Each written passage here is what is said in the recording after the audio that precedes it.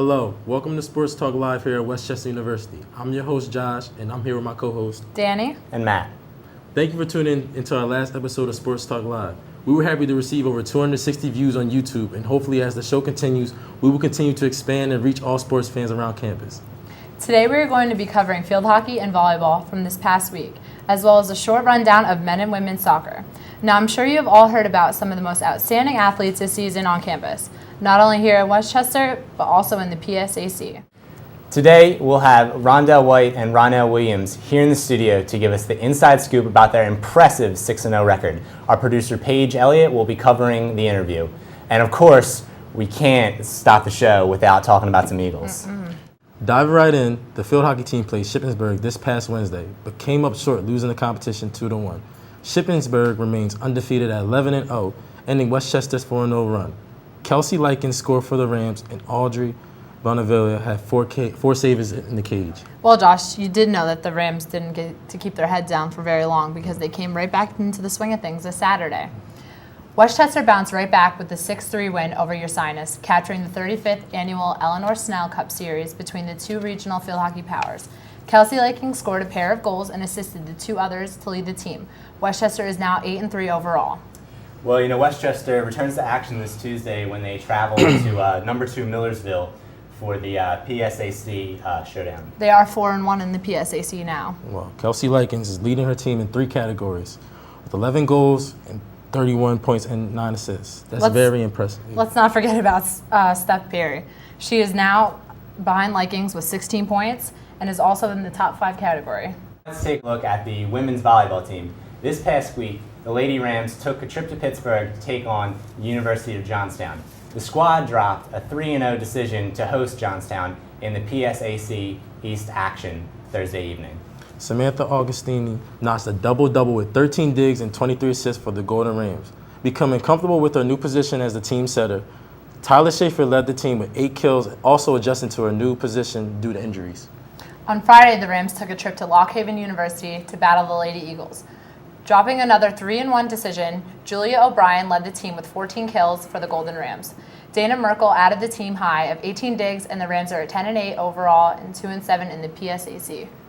To get the inside scoop on the team, we sent our field reporter, Evan Smith, to meet with one-on-one with standout player Tyler Shaffer. Evan? Thanks, guys. I'm here with senior captain of the women's volleyball team, Tyler Shaffer. You guys are 10-8. You guys are coming off a tough loss with Lock Haven. You guys started off the season red hot. What was the key to your early success? In the beginning, we had a lot of really young players, and we flowed actually really well, but due to some injuries, we had to readjust, and our lineups have changed so many times. But I think we're doing pretty well with it.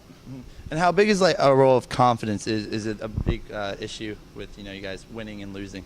Yeah, I definitely think confidence it's kind of an issue right now because we have a lot of young players on the court, and we're trying to build up the team, but there's some tough losses and some losses that we have never experienced before. So we really have to build up the team and work better on just coming together. Communication could always get better. What goals have you guys particularly set as a team and as an individual? You're a senior now. You're captain of the team. How has the season played out? Has it played out as you wanted so far? I definitely hope that we can make it to playoffs because that's always been a goal for us, and we've always made it to playoffs. So I really just hope for our senior year we can continue with that.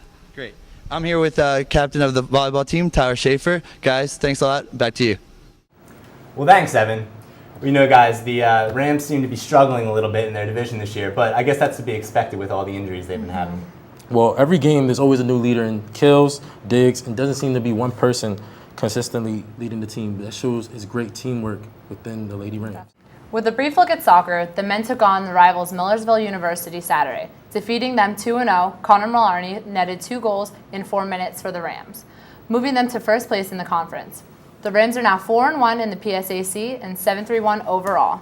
Keeping up with the sports rundown, I know everyone has been hearing about the big man on campus. As mentioned in the beginning of the show, we have with us a few of our standout football players with us in the studio, Rondell White and Ronell Williams. So let's kick it over to Paige. All right, well, I'm Paige Elliott here in the studio, and I'm here with star running back Rondell White and star linebacker Ronell Williams. Now, Ronell, you guys just beat East Stroudsburg this week. You're undefeated. You're 6-0. How does it feel? It feels great, with our offense firing the way they fire. we're clicking on all cylinders of the game. It's a great feeling to be 6-0 and undefeated. Now, you guys haven't won a homecoming game since 2008. It was homecoming weekend. I mean, the crowd was vibing. Everything was going good. You had us on our feet for a little bit because it was 20-10 at halftime. So, I mean, how did you feel at halftime? What was, like, the talk? Basically, we just kept all the guys together, tell everybody to keep their heads up. Like, you start to get going crazy in the head. Like, it gets worse. People get a little nervous, choked up. But we kept all the guys together, told them to keep their heads up, and we were able to come out with that dub. Now, I want to give a shout-out to Sean McCartney. He was the PSAC East Player of the Week this week, but he brought the team pretty much to a win. He had 3 touchdowns at the end of the game. He had 275 yards. He threw 3 touchdowns, like I said. I mean, pretty much he carried the team on his back. How do you feel about Sean's performance? I mean, well, Sean always plays out of his mind, It's just good to go, not to have to go against him, you know what I mean? Mm-hmm. So it's just good to have him on our team and not play against him. Now, speaking of you, Ronell, you're All-American last year, and you had past really good games in the past. You had 10 tackles against Cal U. You had 15 against Kutztown. I mean, you made PSAC East Defensive Player 2 times in a row. How does that feel for those accomplishments yourself? I mean, it's good, accomplishment for myself, but all that credit goes to, the defensive line and the secondary, you know what I mean? When teams don't have no choice but to run the ball, and with my D-line protecting me, it's I get the credit for it, but all the credit really should go to the defensive line. Okay.